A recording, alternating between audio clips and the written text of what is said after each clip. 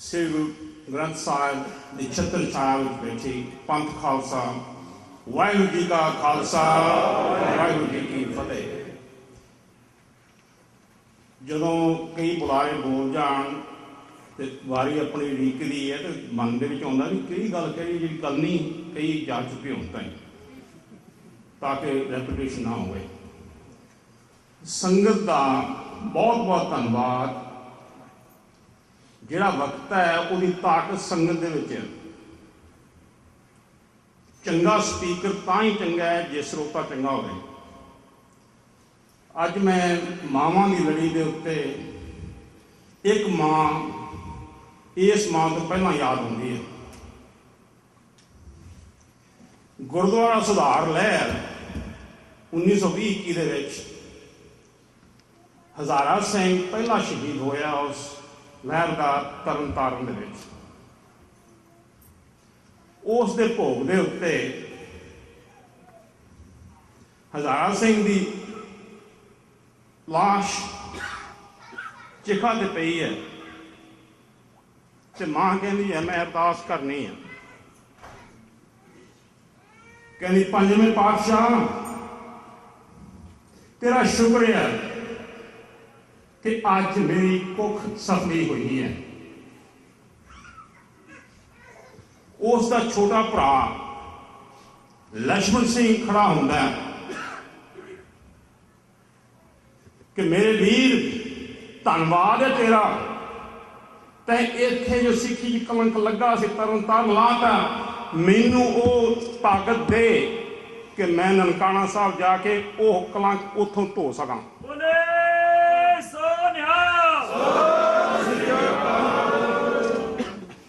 असी अमरीका च रहिंदे होए मदर्स डे फादर्स डे मनाउने हैं। मई दे विच मदर्स डे हुंदा, जून दे विच फादर्स डे हुंदा। सो एक महीने होए है कि असी मना चुके। गुरु मावां तक ही असी सीमित रह जाते हैं क्योंकि साडा ये मन का अंदाजा है कि गुरु साहब सानू सिर्फ इस तक सीमित रखना चाहते हैं। शायद गुरु दरबार की बेइज्जती होगी जे असी गुरु मावां तो बाहर जाके अजोगियां मावां की गल करिए। अज साडे सामने डॉक्टर अमरजीत सिंह जी ह्यूस्टन तो घट्टों घट्ट किन्ने दीवे जगाए ने ह्यूस्टन दे विच इहनूं उहदा पता है। जिहड़े मेरे वर्गे दीवे, मेरी 75 साल की उम्र हो चुकी है। सन 84 के विच मैं आवाज़ उठाई सी हिंदुस्तान सरकार के खिलाफ। वो आवाज़ सिर्फ यही सी, हाला नारा मारिया। सानू नहीं सी पता उस वेले भी नारा भी किदां मारीदा ताकि सुनवाई हो सके इस मुल्क दे विच सिंपैथेटिकली। मेरे वर्गे दीवे नूं डगमाउंदे नूं तुसीं दोबारा जाग लाई है। धन है वो मां जिहड़ी कहती है कि मैं तैनूं रोटी तां देनी है। बाबा फरीद जी भी मां ने इदां करनी। ये धन है मां जिन्हां ने यह बंदा जणिया।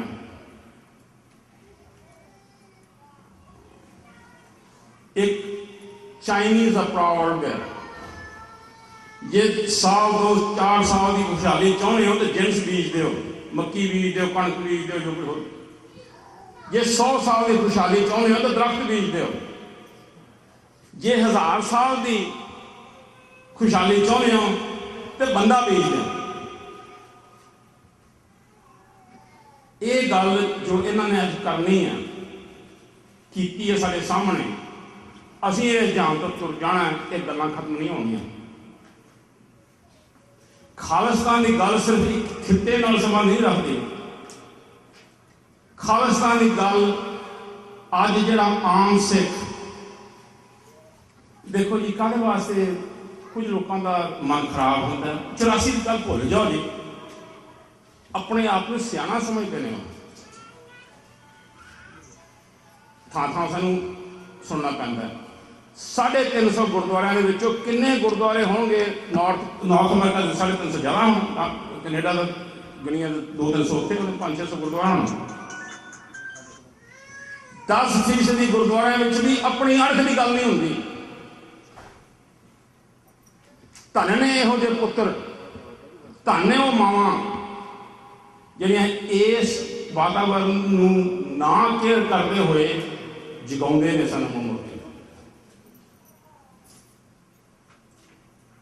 ਮੈਨੂੰ ਵੀ ਇਹ ਜਿਵੇਂ ਪਹਿਲਾਂ ਕਿਸੇ ਚੇਤਾਵਨੀ ਦਿੱਤੀ ਆਦਤ ਹੈਗੀ ਹੈ, ਮੈਨੂੰ 5 ਮਿੰਟ ਮੇਰੇ ਸਾਥੀਆਂ ਨੇ ਕਿਹਾ ਵੀ ਤੂੰ ਭਾਈ ਬਹੁਤਾ ਲੰਮਾ ਨਹੀਂ ਕਰਨਾ, ਤੇ ਮੈਂ ਚਾਹੁੰਦਾ ਹਾਂ ਕਿ ਸਰਦਾਰ ਧਿਆਨ ਸਿੰਘ ਜੀ, ਸਰਦਾਰ ਜਰਨੈਲ ਸਿੰਘ ਜੀ ਲੋਕਾਂ ਨੂੰ ਪਤਾ ਲੱਗੇ ਵੀ ਖੜੇ ਹੋ ਕੇ, ਸਰਦਾਰ ਗੁਰਮੇਲ ਸਿੰਘ ਜੀ ਇਹ ਡੈਲਸ ਤੋਂ ਅਸੀਂ ਇਕੱਠੇ ਹੀ ਆ ਤਕਰੀਬਨ ਜੋ ਸਰਦਾਰ ਸੁਰਿੰਦਰ ਸਿੰਘ ਜੀ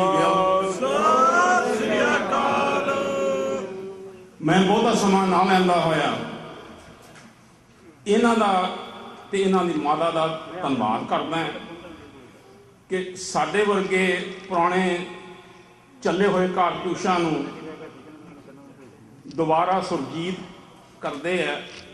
ਕਿੰਨੇ ਯੰਗ ਬੁਲਾਰੇ ਸਾਡੇ ਸਾਹਮਣੇ ਆਏ ਨੇ। ਮੈਨੂੰ ਪੂਰਾ ਵਿਸ਼ਵਾਸ ਹੈ ਕਿ ਜਿਸ ਅਣਖ ਵਾਸਤੇ ਇੰਨੀਆਂ ਕੁਰਬਾਨੀਆਂ ਪਹਿਲਾਂ ਹੋਈਆਂ, ਅਸੀਂ ਕਿਸੇ ਕੋਲੋਂ ਕੁਝ ਨਹੀਂ ਮੰਗਦੇ। ਅਸੀਂ ਸਿਰਫ ਇਹ ਕਹਿੰਦੇ ਕਿ ਸਾਨੂੰ ਵੀ ਆਜ਼ਾਦੀ ਮਾਣਨ ਦਾ ਹੱਕ ਹੋਣਾ ਚਾਹੀਦਾ। ਅਸੀਂ ਕਿਸੇ ਨੂੰ ਢੋਣਾ ਨਹੀਂ ਪਹੁੰਚਾਉਂਦੇ।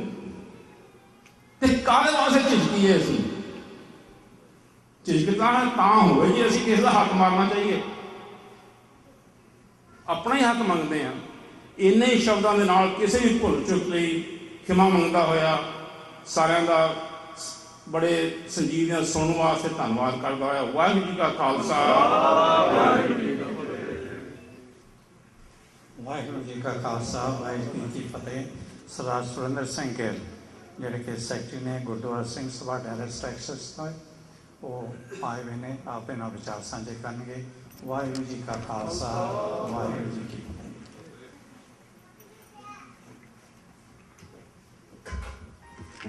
ਸਾਹਿਬ ਸ੍ਰੀ ਗੁਰੂ ਗ੍ਰੰਥ ਸਾਹਿਬ ਜੀ ਦੀ ਹਜ਼ੂਰੀ ਵਿੱਚ ਜੁੜ ਬੈਠੀ ਗੁਰੂ ਖਾਲਸਾ ਰੂ ਸਾਧ ਸੰਗਤ ਜੀ, ਵਾਹਿਗੁਰੂ ਜੀ ਕਾ ਖਾਲਸਾ, ਵਾਹਿਗੁਰੂ ਜੀ ਕੀ ਫਤਿਹ।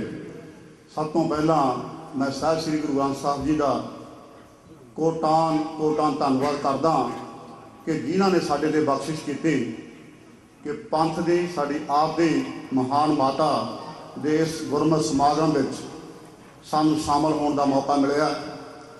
ਮੇਰੇ ਤੋਂ ਪਹਿਲਾਂ ਬਹੁਤ ਸਾਰੇ ਬੁਲਾਰਿਆਂ ਨੇ ਸਾਰਾ ਕੁਝ ਹੀ ਕਹਿ ਦਿੱਤਾ, ਪਰ ਮੈਂ 1-2 ਗੱਲਾਂ ਸਾਂਝੀਆਂ ਕਰਨੀਆਂ ਨੇ। ਗੱਲ 25 ਸਾਲ ਦੀ ਕਰਦੇ ਹਾਂ ਕਿ ਡਾਕਟਰ ਸਾਹਿਬ ਵਿਛੜੇ ਹੋਏ ਨੇ। ਢਿੱਲੋਂ ਸਾਹਿਬ ਨੇ ਦੱਸਿਆ ਕਿ 7 ਸਾਲ ਦਿਆਂ ਨੇ ਕਵਿਤਾ ਪੜ੍ਹੀ ਸੀ, ਕਿਉਂਕਿ ਡਾਕਟਰ ਸਾਹਿਬ ਨੇ ਕਦੇ ਆਪਦੇ ਜੀਵਨ ਬਾਰੇ ਕਦੇ ਕੋਈ ਦੱਸਿਆ ਨਹੀਂ, ਤੇ ਸਾਡੀ ਜ਼ਰੂਰਤ ਨਹੀਂ ਹੋਈ ਕਿ ਕਦੇ ਪੁੱਛ ਸਕੀਏ ਕਿ ਜੀਵਨ ਕੀ ਹੈ। ਮੈਨੂੰ ਯਾਦ ਆਉਂਦਾ ਕਿ ਇੱਕ ਫਰਾਂਸੀਸੀ ਜਰਨੈਲ ਨੂੰ ਕਿਸੇ ਪੱਤਰਕਾਰ ਨੇ ਪੁੱਛਿਆ ਸੀ ਕਿ ਮਹਾਰਾਜਾ ਰਣਜੀਤ ਸਿੰਘ ਦੀ ਕਿਹੜੀ ਅੱਖ ਖਰਾਬ ਹੈ, ਤਾਂ ਉਹਨੇ ਜਵਾਬ ਦਿੱਤਾ ਜੀ ਕਿ ਜ਼ਰੂਰਤ ਹੀ ਨਹੀਂ ਪਈ ਉਹਦੇ ਚਿਹਰੇ ਵੱਲ ਦੇਖਣ ਦੀ। ਕੋਈ ਸ਼ਖਸੀਅਤ ਇਹੋ ਜਿਹੀਆਂ ਹੁੰਦੀਆਂ ਨੇ। ਮੈਨੂੰ ਜਦੋਂ ਪਤਾ ਲੱਗਿਆ ਸੀ ਕਿ ਬਹੁਤ ਛੋਟੀ ਉਮਰ ਦੇ ਵਿੱਚ ਇਹਨਾਂ ਨੇ ਗੁਰਮਤਿ ਸਮਾਗਮ ਦੇ ਵਿੱਚ ਅਰਥ ਕੀਤੇ ਸੀ, ਥਾਲ ਵਿੱਚ ਤਨ ਵਸਤੂ ਪਈਓ ਸਤ ਸੰਤੋਖ ਵਿਚਾਰੋ। ਨਾਨਕ ਸਿੰਘ ਇੱਕ ਬਹੁਤ ਵੱਡੇ ਨਾਵਲਿਸਟ ਹੋਏ ਨੇ ਤੇ ਉਹਨਾਂ ਦੇ ਪੁੱਤਰ ਨੇ ਇਹਨਾਂ ਨੂੰ ਗਲਵੱਕੜੀ ਵਿੱਚ ਲੈ ਕੇ ਸਟੇਜ ਤੋਂ ਲੈ ਕੇ ਆਂਦਾ ਸੀ ਤੇ ਲਫ਼ਜ਼ ਕਹੇ ਸੀ, ਧੰਨ ਉਹ ਮਾਂ ਜਿਹਦਾ ਜਾਇਆ ਹੈ ਤੂੰ। ਅੱਜ ਉਸ ਮਾਤਾ ਦੀ ਯਾਦ ਵਿੱਚ ਆਪਾਂ ਇੱਥੇ ਬੈਠੇ ਹਾਂ। ਮੈਂ ਪਰਸਨਲ ਤੌਰ ਤੇ ਵੀ ਦੱਸ ਦਿਆਂ, 20-22 ਸਾਲ ਪਹਿਲਾਂ ਜਦੋਂ ਡਾਕਟਰ ਸਾਹਿਬ ਦਾ ਟੈਕਸਸ ਵਿੱਚ ਆਉਣ ਦਾ ਪ੍ਰੋਗਰਾਮ ਬਣਿਆ, ਕਿਉਂਕਿ 20-22 ਸਾਲ ਪਹਿਲਾਂ ਸਾਡੇ ਸਾਊਥ ਵਿੱਚ ਟੈਕਸਸ ਬਹੁਤ ਸਾਰੇ ਘੱਟ ਬੁਲਾਰੇ ਜਾਂਦੇ ਸੀ, ਰਾਗੀ ਕੀਰਤਨੇ ਜਾਂਦੇ ਸੀ। ਸਾਨੂੰ ਸੋਚਦੇ ਕਿ ਰਾਗ ਤੁਸੀਂ ਰੇਗਿਸਤਾਨ 'ਚ ਬੈਠੇ ਆ, ਪਰ ਸਭ ਤੋਂ ਜ਼ਿਆਦਾ ਹਰਿਆਵਲ ਆ ਉੱਥੇ। ਡਾਕਟਰ ਗੁਰਬਖਸ਼ ਸਿੰਘ ਸਾਡੇ ਕੋਲ ਆਏ ਹੋਏ ਸੀ। ਮੈਂ ਉਹਨਾਂ ਨੂੰ ਪੁੱਛਿਆ, ਜਿਵੇਂ ਹਮੇਸ਼ਾ ਪੁੱਛੀਦਾ ਕਿ ਡਾਕਟਰ ਸਾਹਿਬ ਕੌਣ ਨੇ, ਤਾਂ ਉਹਦਾ ਜਵਾਬ ਮੈਨੂੰ ਅੱਜ ਵੀ ਯਾਦ ਹੈ। ਉਹਨਾਂ ਨੇ ਕਿਹਾ ਸੀ ਕਿ ਮੈਂ ਬੜੀਆਂ ਕਿਤਾਬਾਂ ਲਿਖੀਆਂ ਨੇ, ਬੜੀ ਜ਼ਿੰਦਗੀ ਮੈਂ ਗੁਰਮਤਿ ਵਿੱਚ ਗੁਜ਼ਾਰੀ ਹੈ। ਮੈਂ ਬਹੁਤ ਸ਼ਖਸੀਅਤ ਦੇਖੀਆਂ ਨੇ ਜਿਨ੍ਹਾਂ ਨੂੰ ਧਰਮ ਦੀ ਬੜੀ ਗਿਆਨ ਹੁੰਦਾ ਹੈ। ਮੈਂ ਬਹੁਤ ਸ਼ਖਸੀਅਤ ਦੇਖੀਆਂ ਨੇ ਜਿਨ੍ਹਾਂ ਨੂੰ ਸਿੱਖ ਇਤਿਹਾਸ ਬਾਰੇ ਗਿਆਨ ਹੁੰਦਾ ਹੈ, ਪਰ ਆਪਣੀ ਜ਼ਿੰਦਗੀ ਦੇ ਵਿੱਚ ਮੈਂ ਇੱਕ ਪਹਿਲੀ ਸ਼ਖਸੀਅਤ ਦੇਖੀ ਹੈ ਜਿਹੜਾ ਦੋਨਾਂ ਗੱਲਾਂ ਦੇ ਵਿੱਚ ਪਰਿਪੂਰਨ ਹੈ। 22 ਸਾਲ ਤੋਂ ਅਸੀਂ ਕਿਹੜੀ ਵੀ ਦੂਰਬੀਨ ਲਾ ਕੇ ਦੇਖ ਲਿਆ, ਉਹ ਕਾਲਪੁਰਖ ਦੀ ਬਖਸ਼ਿਸ਼। ਮੈਂ ਸਿਰਫ ਇੰਨਾ ਹੀ ਕਹਿਣਾ, ਅਸੀਂ ਅਰਦਾਸ ਕਰਨੀ ਆ ਸਾਹਿਬ ਸ੍ਰੀ ਗੁਰੂ ਗ੍ਰੰਥ ਸਾਹਿਬ ਜੀ ਦੇ ਚਰਨਾਂ ਵਿੱਚ ਕਿ ਕਾਲਪੁਰਖ ਖਾਲਸਾ ਪੰਥ ਨੂੰ ਇਹੋ ਜਿਹੀਆਂ ਮਾਵਾਂ ਦੇ, ਇੱਕ ਜਿਉਂਦੀ ਜਮੀਰ ਜਿਹਦੇ ਲਈ ਨਾ ਮੇਰੇ ਕੋਲ ਇੰਨੀ ਸੂਝ ਹੈ, ਨਾ ਮੈਂ ਉਹਨਾਂ ਸ਼ਬਦਾਂ ਨੂੰ ਵਧੀਆ ਲੜੀ 'ਚ ਪਰੋ ਸਕਦਾ, ਉਹ ਸ਼ਖਸੀਅਤ ਨੂੰ ਅਕਾਲ ਪੁਰਖ ਕੇ ਸਿਰਫ ਅਰਦਾਸ ਹੀ ਕਰ ਸਕਦਾ ਕਿ ਅਕਾਲ ਪੁਰਖ ਉਹ ਸ਼ਖਸੀਅਤ ਜਿਹਨੂੰ 20-22 ਸਾਲ ਤੋਂ ਅਸੀਂ ਜਾਣਦੇ ਹਾਂ। ਜਦੋਂ ਮੈਂ ਪਹਿਲੀ ਵਾਰ ਇਹਨਾਂ ਨੂੰ ਏਅਰਪੋਰਟ ਤੋਂ ਲੈਣ ਆਇਆ ਸੀ ਤਾਂ ਬੜਾ ਬੇਬਾਕ ਹੋ ਕੇ ਕਿਹਾ ਸੀ ਮੇਰਾ ਸਿੱਖੀ ਸਰੂਪ ਵੀ ਨਹੀਂ ਸੀ, ਜੇ ਭਾਈ ਸਾਹਿਬ ਇਹ ਸਰੂਪ ਇੱਦਾਂ ਹੀ ਰੱਖਣੇ ਨੇ ਤਾਂ ਦੁਸ਼ਮਣ ਨੂੰ ਆਪਾਂ ਨੂੰ ਦਾਤ ਕਰ ਦੇਣ ਦਾ ਕੋਈ ਬੜਾ ਔਖਾ ਨਹੀਂ ਹੋਣਾ। ਉਹ ਗੱਲ ਮੈਨੂੰ ਬਾਰ-ਬਾਰ ਟੁੰਬਦੀ ਰਹੀ, ਜਿਵੇਂ ਬਾਣੀ ਕਹਿੰਦੀ ਆ ਜਿਸਕੇ ਅੰਤਰ ਬਸੇ ਨਿਰੰਕਾਰ ਇਸकी ਰੀਸ ਕਰੇ ਸੰਸਾਰ। ਆਪਾਂ ਕਹਿੰਦੇ ਆ 20ਵੀਂ ਸਦੀ ਦੇ ਮਹਾਨ ਸੀ ਸੰਤ ਜਰਨੈਲ ਸਿੰਘ ਜੀ ਖਾਲਸਾ ਭਿੰਡਰਾਂ ਵਾਲੇ, ਜੋ ਉਹਨਾਂ ਨੂੰ ਇੱਕ ਵਾਰ ਸ਼ਰਾਬੀ ਵੀ ਮਿਲ ਪੈਂਦਾ ਸਾਰਾ ਕੁਝ ਛੱਡ ਦਿੰਦਾ ਸੀ, ਕਿਉਂਕਿ ਉਹ ਆਪ ਅੰਦਰੋਂ ਪੂਰੇ ਸੀ। ਜੋ ਅੰਦਰੋਂ ਆਪ ਪੂਰਾ ਹੁੰਦਾ ਉਹਦੀ ਗੱਲ ਦਾ ਅਸਰ ਵੀ ਹੁੰਦਾ। ਅਸੀਂ ਸਿਰਫ ਇਹੋ ਹੀ ਅਰਦਾਸ ਕਰਦੇ ਹੋਏ ਕਿ ਕਾਲਪੁਰਖ, ਵੈਸੇ ਮੈਂ ਇਹ ਕਾਲਪੁਰਖ ਦੇ ਚਰਨਾਂ 'ਚ ਅਰਦਾਸ ਵੀ ਕਰਦਾ ਕਿ ਮਾਤਾ ਜੀ 88 ਸਾਲ ਦੇ ਹੋ ਕੇ ਪੂਰੇ ਹੋਏ ਨੇ, ਕਿ ਬਿਮਾਰੀ ਨਹੀਂ ਸੀ, ਅਤੇ ਮੈਂ ਬੜੀ ਖੁਸ਼ੀ ਮਹਿਸੂਸ ਕੀਤੀ ਕਿ ਡਾਕਟਰ ਸਾਹਿਬ ਸ਼ਾਇਦ ਸਾਡੇ ਕੋਲ 100 ਸਾਲ ਤੋਂ ਉੱਪਰ ਰਹਿਣਗੇ। ਖਾਲਸਾ ਪੰਥ ਨੂੰ ਜਿਸ ਚੀਜ਼ ਦੀ ਜ਼ਰੂਰਤ ਹੈ, ਜੇ ਸਾਬਤ ਕਦਮਾਂ ਨਾਲ ਚੱਲੇ ਨੇ, ਮਹਾਰਾਜ ਦੀ ਬਖਸ਼ਿਸ਼ ਤੋਂ ਬਿਨਾਂ ਨਹੀਂ ਹੁੰਦਾ। ਆਪਾਂ ਅੱਜ ਅਰਦਾਸ ਕਰੀਏ ਕਿ ਜਿਸ ਤਰ੍ਹਾਂ ਇਹਨਾਂ ਦੀ ਅੱਜ ਤੱਕ ਨਿਭੀ ਹੈ ਉਸ ਤਰ੍ਹਾਂ ਹੀ ਨਿਭ ਜਾਏ। ਅਤੇ ਅੰਤ ਵਿੱਚ ਕਹਿਤ ਕਬੀਰ ਸੁਣੋ ਰੇ ਸੰਤੋ, ਖੇਤ ਹੀ ਕਰੋ ਨਵੇਰਾ, ਅਬ ਕੀ ਵਾਰ ਬਖਸ਼ ਬੰਦੇ ਕੋ ਬਹੁ ਨਾ ਭਾਜਲ ਫੇਰਾ। ਇਹਨਾਂ ਹੀ ਸ਼ਬਦਾਂ ਨਾਲ ਭੁੱਲਾਂ ਚੁੱਕਾਂ ਦੀ ਖਿਮਾ। ਵਾਹਿਗੁਰੂ ਜੀ ਕਾ ਖਾਲਸਾ, ਵਾਹਿਗੁਰੂ ਜੀ ਕੀ ਫਤਿਹ।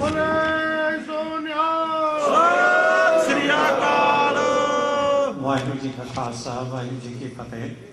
ਸਰਦਾਰ ਮਹਿੰਦਰ ਸਿੰਘ ਨਿਊਯਾਰਕ ਤੋਂ, ਜਿਨ੍ਹਾਂ ਨੂੰ ਆਪਾਂ ਸਤਿਕਾਰ ਨਾਲ ਮਾਸਟਰ ਮਹਿੰਦਰ ਸਿੰਘ ਵੀ ਕਹਿੰਦੇ ਹਾਂ, ਪ੍ਰੈਜ਼ੀਡੈਂਟ ਮੱਖਣ ਸ਼ਾਹ ਰਬਾਣਾ ਗੁਰਦੁਆਰਾ, ਉਹ ਅੱਜ ਆਏ ਹੋਏ ਨੇ ਆਪ ਜੀ ਨਾਲ ਵਿਚਾਰ ਸਾਂਝੇ ਕਰਨਗੇ। ਵਾਹਿਗੁਰੂ ਜੀ ਕਾ ਖਾਲਸਾ, ਵਾਹਿਗੁਰੂ ਜੀ ਕੀ ਫਤਿਹ। ਗੁਰੂ ਦੀ ਨਿੱਕੀ ਗੋਦ ਆਨੰਦ ਮਾਣ ਸਾਧ ਸੰਗਤ ਜੀ, ਵਾਹਿਗੁਰੂ ਜੀ ਕਾ ਖਾਲਸਾ, ਵਾਹਿਗੁਰੂ ਜੀ ਕੀ ਫਤਿਹ। ਅੱਜ ਅਸੀਂ ਇੱਥੇ ਸਾਰੇ ਡਾਕਟਰ ਅਮਰਜੀਤ ਸਿੰਘ ਜੀ ਦੀ ਮਾਤਾ ਜੀ ਦੇ ਅਰਦਾਸ ਵਿੱਚ ਸ਼ਾਮਲ ਹੋਣ ਲਈ ਆਏ ਹਾਂ। ਇਹ ਸੱਚ ਹੈ ਕਿ ਅਸੀਂ ਉਹਨਾਂ ਦੀ ਮਾਤਾ ਦੇ ਦਰਸ਼ਨ ਨਹੀਂ ਕੀਤੇ, ਲੇਕਿਨ ਮੈਂ ਸਮਝਦਾ ਉਹਨਾਂ ਦੀ ਸ਼ਖਸੀਅਤ ਦੇ ਜਿਹੜੇ ਚੰਗੇ ਗੁਣ ਨੇ ਉਹ ਡਾਕਟਰ ਅਮਰਜੀਤ ਸਿੰਘ ਦਾ ਦਰਸ਼ਨ ਕਰ ਲਈਏ ਤੇ ਉਹਨਾਂ ਦਾ ਖੁਲਾਸਾ ਜਿਹੜਾ ਹੋ ਜਾਂਦਾ।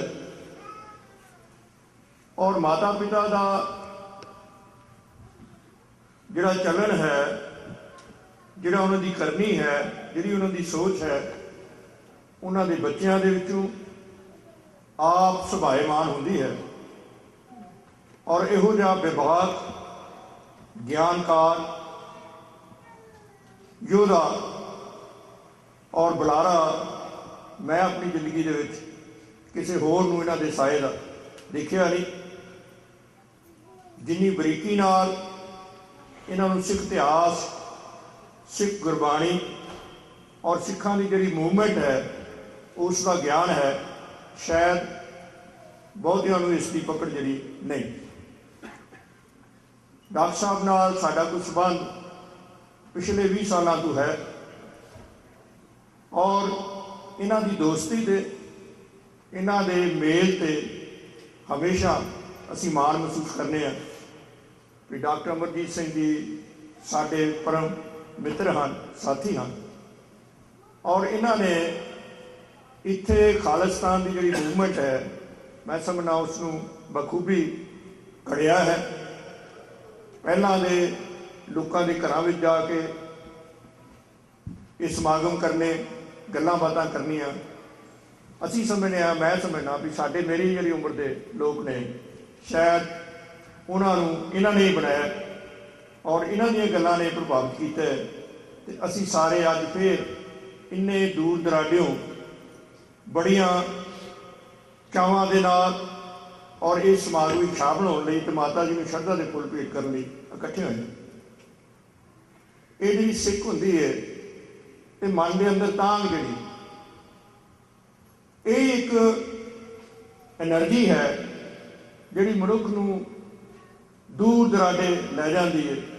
ਪੰਛੀਆਂ ਦਾ ਹਾਲ ਦੇਖ ਲਓ, ਕਿਸ ਮੁਲਕ 'ਚ ਉੱਡਦੇ ਨੇ ਤੇ ਉਹਨਾਂ ਦੇ ਅੰਦਰ ਦੀ ਜਿਹੜੀ ਜਲਨ ਹੈ, ਅੰਦਰ ਦੀ ਜਿਹੜੀ ਤਾਂਘ ਹੈ, ਦੋ ਖੰਭਾਂ ਦੇ ਨਾਲ ਹਜ਼ਾਰਾਂ ਮੀਲ ਦਾ ਸਫ਼ਰ ਕਰਕੇ ਬਿਨਾਂ ਕਿਸੇ ਦਿਸਹੱਦੇ ਤੋਂ, ਬਿਨਾਂ ਕਿਸੇ ਨਿਸ਼ਾਨ ਤੋਂ ਆਪਣੀਆਂ ਮੰਜ਼ਿਲਾਂ ਤੇ ਹਜ਼ਾਰਾਂ ਮੀਲ ਸਫ਼ਰ ਕਰਕੇ ਪਹੁੰਚ ਜਾਂਦੇ ਨੇ ਤੇ ਫਿਰ ਹਜ਼ਾਰਾਂ ਮੀਲ ਸਫ਼ਰ ਕਰਕੇ ਹੀ ਵਾਪਸ ਜਿਹੜੇ ਨੇ ਆ ਜਾਂਦੇ। ਜਿੰਨਾ ਚਿਰ ਤਾਂਘ, ਸਿੱਖ ਜਜ਼ਬਾ ਮਨੁੱਖ ਦੇ ਅੰਦਰ ਨਹੀਂ ਹੁੰਦਾ, ਉਨਾ ਚਿਰ ਤੱਕ ਦੋ ਪੈਰ, ਦੋ ਕਦਮ ਪੁੱਟਣੇ ਵੀ ਜਿਹੜੇ ਨੇ ਉਹ ਔਖੇ ਹੁੰਦੇ ਨੇ। ਸੋ ਮੈਂ ਅੱਜ ਇੱਥੇ ਪਹਿਲੀ ਵਾਰ ਇੰਨੇ ਵਿਦਵਾਨਾਂ ਦੇ ਵਿਚਾਰ ਸੁਣੇ ਔਰ ਮੈਂ ਸਮਝਦਾ ਮੈਂ ਬਹੁਤ ਮੁਤਅੱਸਰ ਹੋਇਆ ਵੀ ਇੰਨੇ ਚੰਗੇ ਲੋਕ ਜਿਹੜੇ ਨੇ ਔਰ ਉਹਨਾਂ ਦੇ ਚੰਗੇ ਵਿਚਾਰ ਜਿਹੜੇ ਨੇ ਜੇ ਅਸੀਂ ਇਕੱਠੇ ਬਹਿ ਕੇ ਸੁਣੀਏ ਤੇ ਅਸੀਂ ਕੌਮ ਦੀ ਹੋਣੀ ਦਾ ਕੁਛ ਨਾ ਕੁਛ ਕਰ ਸਕਦੇ ਹਾਂ। ਪੰਜਾਬ ਦੀ ਗੱਲ ਜੇ ਤੁਸੀਂ ਕਰਨੇ ਆ ਤੇ ਉਹ ਜਦੋਂ ਰੋ ਰੀਤਾਂ, ਉਹ ਜਦੋਂ ਵਿਸ਼ਵਾਸ ਮਰ ਜਾਏ ਤੇ ਜਦੋਂ ਸਿਰਫ ਨਸ਼ਿਆਂ ਦਾ ਤੇ ਹੋਰ ਦੁਨਿਆਵੀ ਪ੍ਰਾਪਤੀਆਂ ਦਾ ਝੱਲ ਜਿਹੜਾ ਮਨੁੱਖਾਂ ਨੂੰ ਚੜ੍ਹ ਜਾਵੇ ਤੇ ਉਦੋਂ ਇੱਦਾਂ ਹੀ ਹੁੰਦਾ, ਇਹੋ ਜਿਹੇ ਹਾਲਾਤ ਬਣਦੇ ਨੇ ਔਰ ਕਦੀ ਨਾ ਕਦੀ ਫਿਰ ਕੋਈ ਸੂਰਮਾ ਜੰਮਦਾ ਤੇ ਉਹਨਾਂ ਹਾਲਾਤਾਂ ਨੂੰ ਬਦਲ ਕੇ ਨਵੀਆਂ ਗੱਲਾਂ ਜਿਹੜੀਆਂ ਨੇ ਉਹ ਲੋਕਾਂ ਦੇ ਕੰਨ ਵਿੱਚ ਪਾਉਂਦਾ। ਮੈਂ ਸਮਝਦਾ ਧਰਮ ਬਹੁਤ ਪੁਰਾਣਾ ਹੈ ਔਰ ਹਜ਼ਾਰਾਂ ਸਾਲ ਬਾਅਦ ਪਹਿਲਾਂ ਵੀ ਲੋਕਾਂ ਦਾ ਰੱਬ ਵਿੱਚ ਵਿਸ਼ਵਾਸ, ਪਰ ਵੱਖਰੇ ਵੱਖਰੇ ਸਮਿਆਂ ਤੇ ਪੀਰਾਂ, ਪੈਗੰਬਰਾਂ ਦਾ, ਗੁਰੂਆਂ ਦਾ ਆਉਣਾ ਉਸ ਪਰਮਾਤਮਾ ਦੇ ਸਿਧਾਂਤ ਨੂੰ ਮੁੜ ਤੋਂ ਲੋਕਾਂ ਦੇ ਮਨ ਵਿੱਚ ਵਸਾਉਣਾ ਜਿਹੜਾ ਉਹ ਇਤਿਹਾਸ ਵਿੱਚ ਹੋਇਆ ਤੇ ਹੁਣ ਵੀ ਇਤਿਹਾਸ ਵਿੱਚ ਹੋਏਗਾ, ਜਿਹਦੇ ਨਾਲ ਅਸੀਂ ਉਹ ਸਾਰੀਆਂ ਕਦਰਾਂ ਕੀਮਤਾਂ, ਉਹ ਵੈਲਿਊਜ਼ ਦੇ ਧਾਰਨੀ ਬਣਾਂਗੇ ਤੇ ਉਹਨਾਂ ਵੈਲਿਊਜ਼ ਦੇ ਨਾਲ ਹੀ ਇਹ ਖਾਲਿਸਤਾਨ ਦੀ ਪ੍ਰਾਪਤੀ ਜਿਹੜੀ ਹੈ ਹੋਵੇਗੀ। ਸੋ ਮੈਂ ਸਮਝਣਾ ਮਾਵਾਂ ਇੱਕ ਬੀਜ ਨੇ ਜਿਹੜਾ ਆਪਣੇ ਪੁੱਤਰਾਂ ਧੀਆਂ ਦੇ ਵਿੱਚ ਬੀਜਦੇ ਨੇ ਤੇ ਉਹ ਬੀਜ ਜਿਹੜਾ ਫਿਰ ਪੱਕਦਾ, ਫਲਦਾ ਤੇ ਛਾਂਦਾਰ ਹੋ ਕੇ ਇਹ ਸੰਸਾਰ ਨੂੰ ਨਿੱਘੀ ਛਾਂ ਜਿਹੜੀ ਉਹ ਬਖਸ਼ਿਸ਼ ਕਰਦਾ ਹੈ। ਅੱਜ ਅਸੀਂ ਇਸ ਮੌਕੇ ਤੇ ਡਾਕਟਰ ਸਾਹਿਬ ਦੇ ਨਾਲ ਬਿਲਕੁਲ ਉਹਨਾਂ ਦੇ ਸੰਗੀ ਸਾਥੀ ਵਜੋਂ ਉਹਨਾਂ ਦੇ ਦਰਦ ਨੂੰ ਮਹਿਸੂਸ ਕਰਦੇ ਹਾਂ ਤੇ ਅਰਦਾਸ ਕਰਦੇ ਹਾਂ ਗੁਰੂ ਮਹਾਰਾਜ ਦੇ ਚਰਨਾਂ ਵਿੱਚ, ਇਹ ਸੱਚੇ ਪਾਤਸ਼ਾਹ ਇਸ ਵਿਛੜੀ ਰੂਹ ਨੂੰ ਆਪਣੇ ਚਰਨਾਂ 'ਚ ਨਿਵਾਸ ਬਖਸ਼ੇ ਤੇ ਡਾਕਟਰ ਸਾਹਿਬ ਨੂੰ ਇਸੇ ਹੀ ਤੀਬਰਤਾ ਦੇ ਨਾਲ ਕੰਮ ਕਰਨ ਦਾ ਬਲ ਬਖਸ਼ੇ ਔਰ ਬੜੀ ਸੈਲਫਲੈਸ ਲਾਈਫ ਹੈ, ਬਹੁਤ ਲਾਗੇ ਹੋ ਕੇ ਵੀ ਇਹਨਾਂ ਦੇ ਦੇਖਿਆ, ਇਵੇਂ ਦੇ ਮਨੁੱਖ ਜਿਹੜੇ ਨੇ ਉਹ ਦੁਨੀਆ 'ਚ ਬਹੁਤ ਘੱਟ ਹੁੰਦੇ ਨੇ। ਇਹਨਾਂ ਸ਼ਬਦਾਂ ਨਾਲ ਹੀ ਮੈਂ ਕੁਛ ਗਲਤੀ ਕਰ ਗਿਆ ਹਾਂ, ਵਿਸਾਖੀ ਕਰ ਗਿਆ ਹਾਂ ਤੇ ਸਾਧ ਸੰਗਤ ਕੋਲੋਂ ਮਾਫੀ ਚਾਹਾਂਗਾ। ਵਾਹਿਗੁਰੂ ਜੀ ਕਾ ਖਾਲਸਾ, ਵਾਹਿਗੁਰੂ ਜੀ ਕੀ ਫਤਿਹ।